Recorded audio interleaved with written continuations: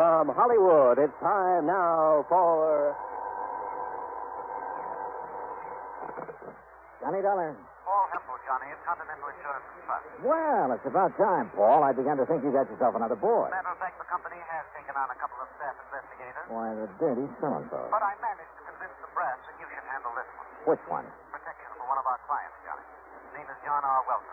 His life is being threatened. Oh, I get it. When there's a chance of somebody getting hurt, you don't want your own men to take any chances. Okay, I'll tell Randy Singer it's no go. Sergeant Randy Singer? Oh, he's a lieutenant now. 18th Precinct homicide down in New York? That's right.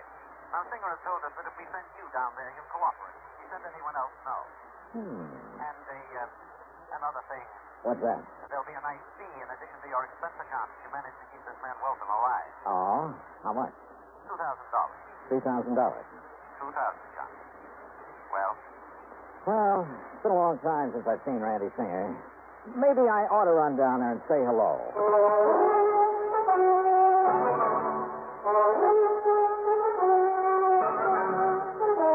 Bob Bailey in the exciting adventures of the man with the action-packed expense account, America's fabulous freelance insurance investigator. Yours truly, Johnny Dollar. And now, Act One of yours truly, Johnny Dollar.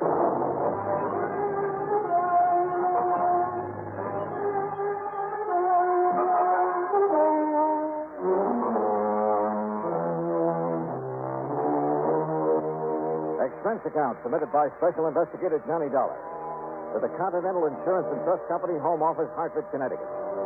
Following is an account of expenses incurred during my investigation of the Wayward killer matter.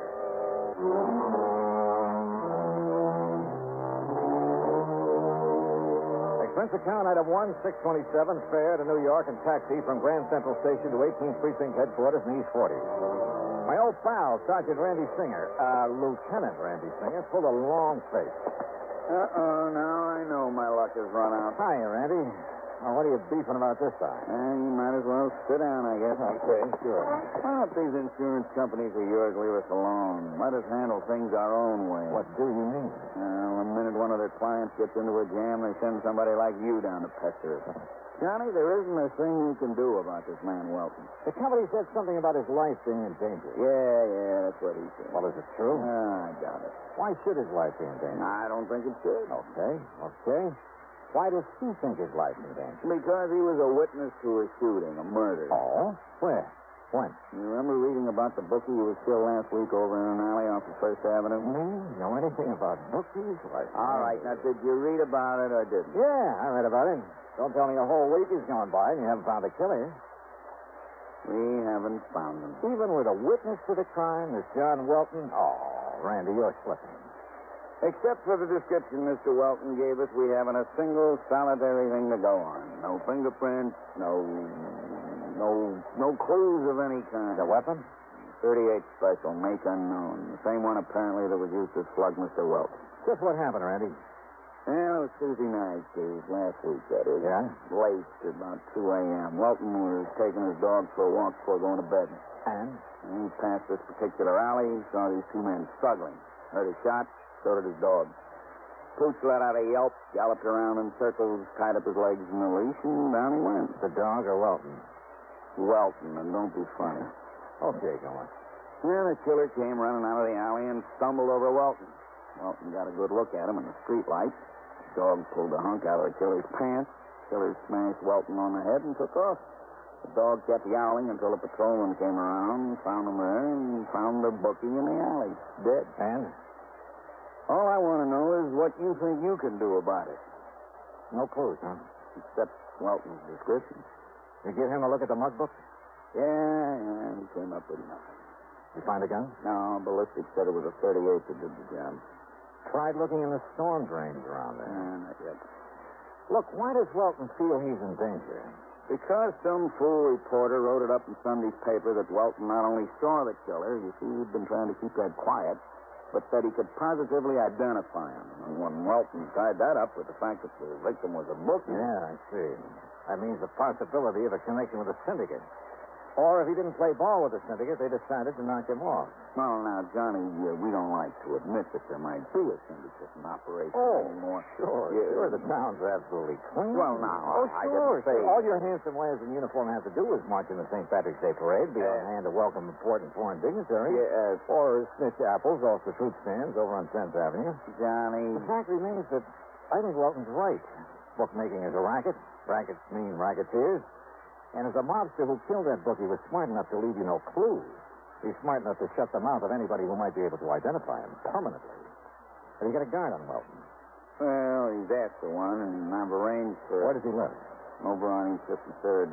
Tim Conroy, the man I'm going to send over there, just reported in. Then tell Conroy I'm going over there with him. But, Johnny, what for? What can you possibly do that we haven't done? Well, look, Randy, I'm getting such a nice, big, fat fee on this, I have to at least look like I'm earning it. Sure. All set to go, Oh, Conroy, come in. Who knows, Randy? Maybe I'll even solve a murder. Conroy, get this wise guy out of here, will you? Mr. Dollar, nice to see you again. Hi, Conroy. Yeah, you do, old pal Johnny Dollar. Now, take him with you. Take him anywhere, but get him out of here. Yes, sir. You'll be sorry you're being nasty to me, Randy. Johnny, so help me. Yeah, it was pretty obvious Randy hadn't gotten anywhere on the case. And believe it or not, that he was glad I'd come along. But my job was solely to protect Mr. Welton. So in Conroy's prowl car, we drove over to the little apartment building on East 53rd. Drove over to find a crowd milling about in front of the place. A crowd that included a couple of New York finest.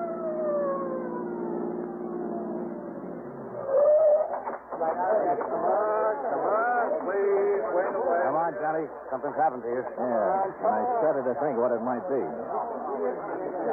Wilson!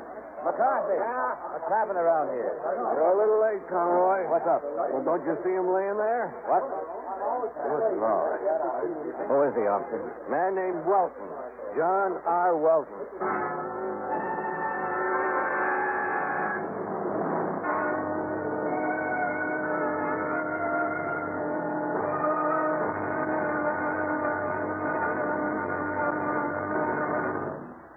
Act two of yours truly, Johnny Dollar, in a moment. Here is a message from the National Heart Institute of the Public Health Service. It looks like an electronics control board panel banked with meters and switches.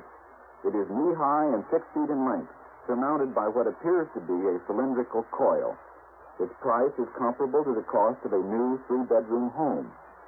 But in human lives saved and repaired, its value is limitless. This is the heart-lung machine. Its development has opened new latitudes in heart surgery. In closed heart surgery, with a finger or an instrument inside the beating heart, the surgeon must go by feel alone. This closed method has been in use for many years, and for some conditions it is still the method of choice.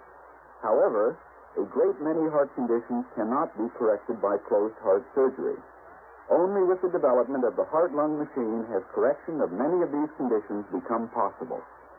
Today, the surgeon can open up the heart, empty it entirely of blood, and under direct vision make unhurried repairs of valves or other defects inside the heart.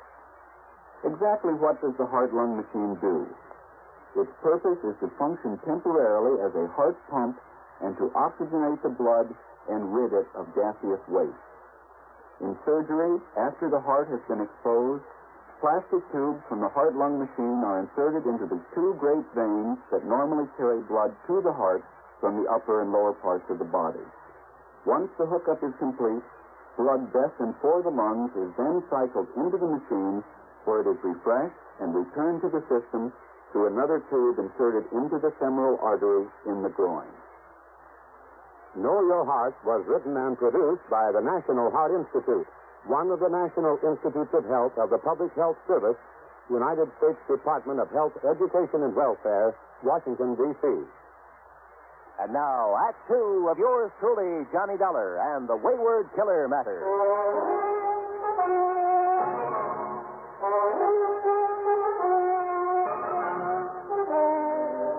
It looked as though I got there too late.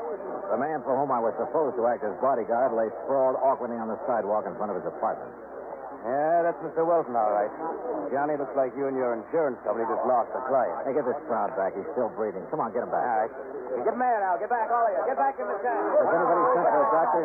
We got one on the way, Mr. Dollar. How did it happen, McCarthy? Do you know? Well, some kids were playing out here on the sidewalk, a couple of mothers with them. They heard a lot of noise up in Mr. Welton's apartment, up there on the second floor. What kind of... You see up there where the windows broke out of the frame? Yeah, I see. What kind of noise? Like a big fight, they said. And Mr. Welton yelling for help. He was yelling bloody murder, they said. They hear anybody else? Anything else? No, sir, not even the dog. You sure? Then all of a sudden he comes smashing out through the window and lands here on the sidewalk. Have your men been inside there? Yes, sir. Wilson went in. Come on, get back. Stay back of that line, will you? He said Mr. Welton's place is an unholy mess, like a big fight. Any sign of the assailant? No, sir, but the door of his apartment was flung open. So was the back door leading to a court in the alley. Yes, sir. That's what Wilson told me. That's a fire door that can be opened only from the inside. So it looks like whoever did this to Welton made his getaway through the alley. No doubt about it. Well, all I have to say is I hope this man lives. We'll soon find out, sir. Here comes Doc Strader.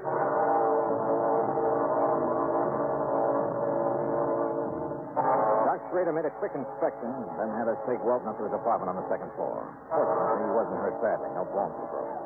All right, boy, all right. Your match is going to be okay. Just lay yourself down in your pillow now. Well, quite frankly, Mr. Dollar, I think that it's shock more than anything else.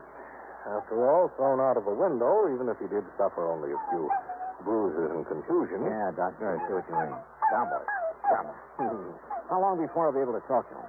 Well, the sedation I've given him should keep him asleep until, say, mid-afternoon. After that, you and your chief can question all you want. My chief? Aren't you working under Lieutenant Singer? Yeah. Maybe I am.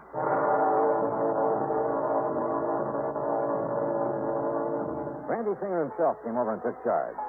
While John Welton slept, he and his men closed off the alley and went over it with a fine-tooth comb.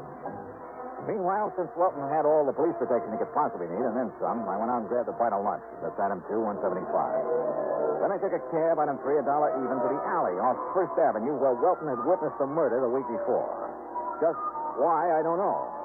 But I'm sure glad I did. Yeah. Because of a crew working on the streetlights who came up with some rather interesting information. Tell you what I mean later. In any event, it led to Item 4, a dime for a phone call. You know, a fellow in my business has to have some rather strange contacts. My call was to one of them. To a man Lieutenant Randy Singer would have known by name, at least. Would probably have liked to get his hands on. Or, more to the point, would like to have had some concrete evidence against for a number of things. My contact's name was Smokey Joe Sullivan. Ex-counterfeiter, ex-bootlegger, burglary suspect, numbers racket. A man who's been picked up on more petty charges than you can possibly think of. Yeah, in a city with an underworld the size of New York, a man like Smokey's good to know. On occasion.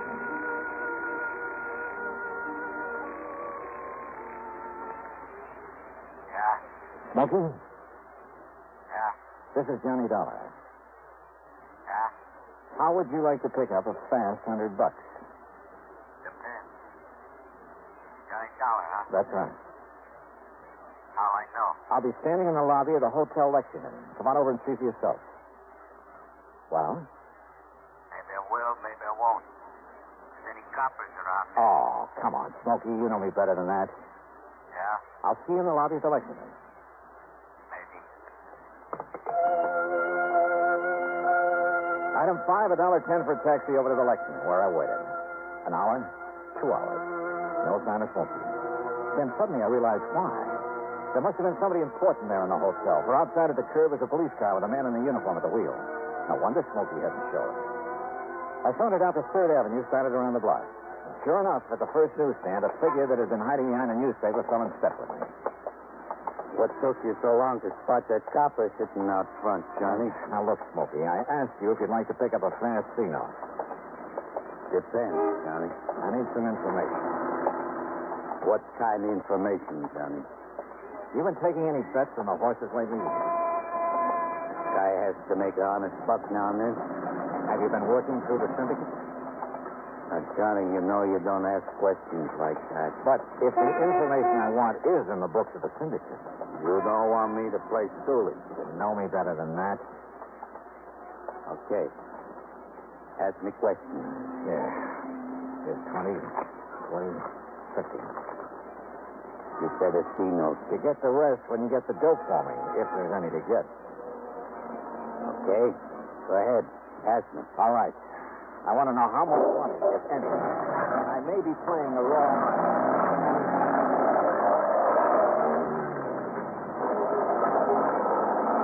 Okay, Johnny. If I find out anything. Good. You call me on the phone again. Maybe 3:30, 4 o'clock. Good. And Smokey, Yeah? if there is such information to be had, and you get it, maybe I'll double that fee. Okay, Johnny.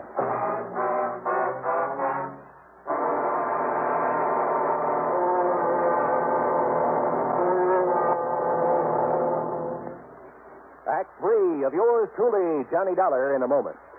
Times have changed, and so has the man. Thaddeus Lowe, in the year 1861, organized what has been considered the first airborne reconnaissance unit of the United States Army. His craft? A balloon, which was in constant use during the Battle of Richmond, making observations every 15 minutes. But because of the balloon's limited maneuverability and extreme vulnerability, military thinking and interest soon switched to the heavier-than-aircraft experiments being conducted by the Wright brothers at Kitty Hawk, North Carolina. Finally, in 1909, the Army accepted the Wright brothers' 42.5-mile-per-hour aircraft. Contrast this with the faster-than-sound aircraft, the supersonic speeds of our modern planes. Contrast the skill, the technological know-how of the modern airman with that of the pioneers. You'll agree, I'm sure, that times have changed, and so has the man. And now, Act 3 of yours truly, Johnny Dollar, and the Wayward Killer Matter. Expense account item 6.95 cents for a cab back to John R. Welton's apartment on East 53rd. Randy Singer's boys had found no clue to the identity of Welton's attacker. Welton himself was beginning to stir. Yeah, we'll be able to talk to him any minute now, Johnny. Okay, good. No, now get down, boy. Go lay on your pillows. No, incidentally, we found the gun that was used in the murder he witnessed last week. Oh, where? Like you said, in the storm drain near that alley on First Avenue.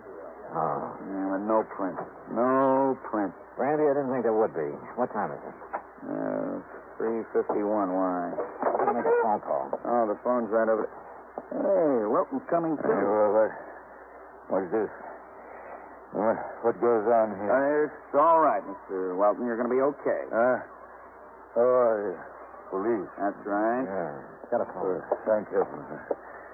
I beg you. Yeah, I'm afraid we got here a little too late, but you're going to be okay. The doc says so. That man, the man who attacked me. The same one you talked to at the murder? Yes. Yes. Smokey, this is Johnny Dollar. Johnny. Dollar. Yeah? What? 23,400. 20. Yeah, I got it. Good boy. What? What did he say I'll about... meet you at the Lex at, say, 6 p.m. Okay, the newsstand. Mr. Dollar, what did you say about you? Yeah, Johnny, what goes? Funny. How would you like to make an arrest? Arrest? That's right, Randy.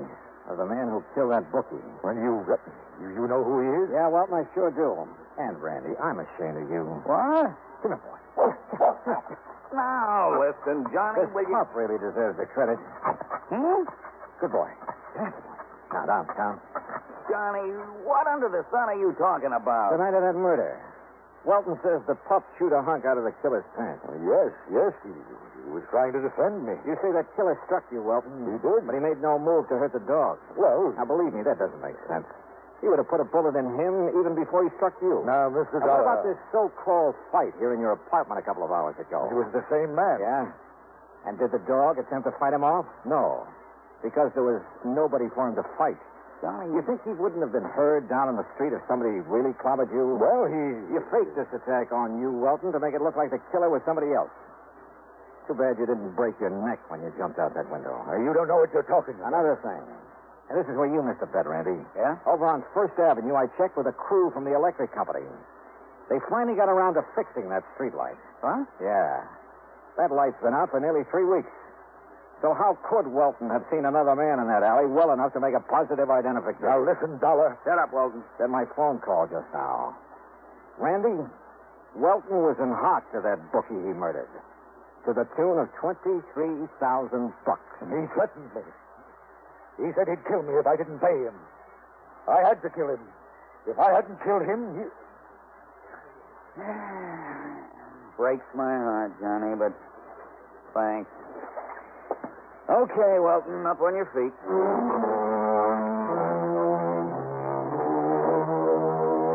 Item 7, $65 even for a night in the town. Randy needed some relaxation. Item 8, $200 to Smoky Joe Sullivan. Expense account total, including a trip back to Hartford, $315.17. And don't forget that $2,000 you promised me. After all, Welton's still alive. For a while, at least. Yours truly, Johnny Dollar.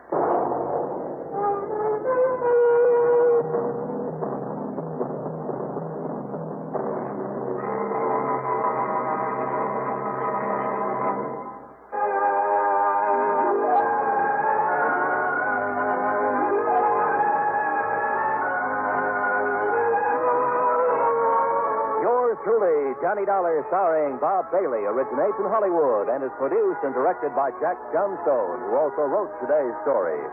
Heard in our cast were Edgar Barrier, Herb Vigran, James McCallion, Paul Dubov, Lawrence Dobkin, John Boehner, Bill James, and Vic Perrin.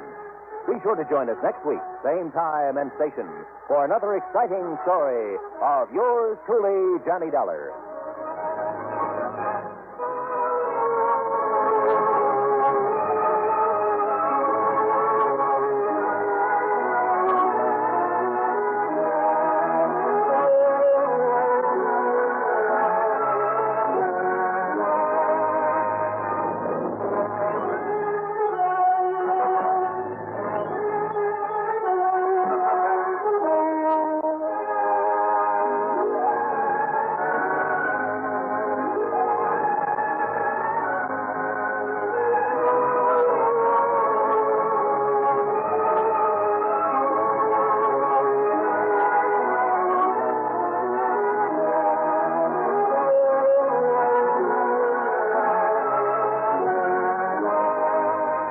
Johnny Dollar has come to you through the worldwide facilities of the United States Armed Forces Radio and Television Service.